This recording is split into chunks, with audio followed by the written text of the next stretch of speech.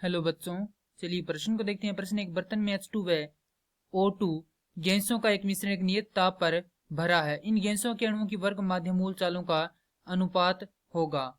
हमें यहाँ पर 4 विकल्प दिए गए हैं, हमें बताना है कि कौन सा विकल्प सही है। तो प्रश्न को आगे हल करें उससे पहले जो प्रश्न की मुख्य अवधारणा है उस पर विचार करते हैं। तो इस प्रश्न के लिए जो मुख्य अवधारणा है वह हो जाएगी वर्ग माध्य मूल चाल। अर्थात हम यहाँ पर यह देखेंगे कि वर्ग माध्य मूल चाल का जो सूत्र है वह क्या होता है। तो वर्ग माध्य मूल चाल, तो वर्ग माध्य मूल चाल को हम दर्शाते हैं किससे, VRMS से, जो कि बराबर होता है किसके, वर्गमूल में 3 RT बटा M के। यहां से हम देखें तो R बराबर होता है गैस नियतांक, जिसे हम सार्वत्रिक गैस नियतांक भी कहते हैं। उसके बाद T होता है ताप और M होता है अणुभार। अब प्रश्न को देखते हैं। प्रश्न की एक बर्तन में H2 अर्थात हाइड्रोजन, तो यदि हम देखें तो हाइड्रोजन का जो अणुभार है वह कितना होता है। यहाँ से हम देखें तो H2 है, तो यहाँ पे अणुभार कितना हो जाएगा, 2 हो जाएगा। उसके बाद O2 अर्थात ऑक्सीजन, तो ऑक्सीजन का हम देखें तो O2 का कितना होगा अणुभार, 32 होगा। तो यहाँ पर हम इसको लिख सकते हैं MO2।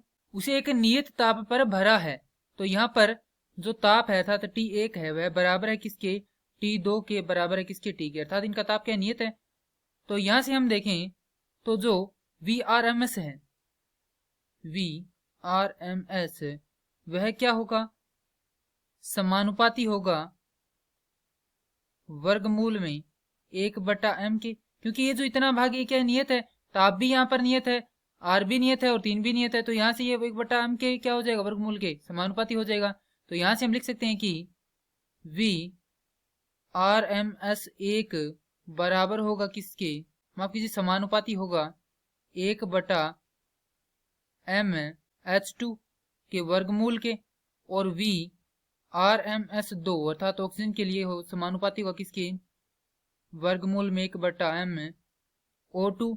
तो यहाँ से इनका अनुपात निकालना है, तो VRMS 1 भाग में VRMS 2 क्या होगा, बराबर होगा यहाँ से वर्गमूल में 1/MH2 भाग में वर्गमूल में 1/m O2। हल करेंगे तो ये हो जाएगा वर्गमूल में m O2 भाग में m H2। तो यहाँ पर इनका मान रख देंगे तो हमारे पास ये आ जाएगा वर्गमूल में 32 भाग में 2। तो ये हो जाएगा वर्गमूल में 16/1, तो इसे लिख सकते हैं 4/1। तो अनुपात आ जाएगा हमारे पास 4:1। यह हमारे प्रश्न का क्या है, उत्तर है। यह उत्तर दिए गए विकल्पों में से विकल्प डी से मिलान करता है, तो प्रश्न के लिए जो सही उत्तर वह हो जाएगा विकल्प डी। मैं आशा करता हूँ कि यह प्रश्न आपको समझ में आया होगा। धन्यवाद।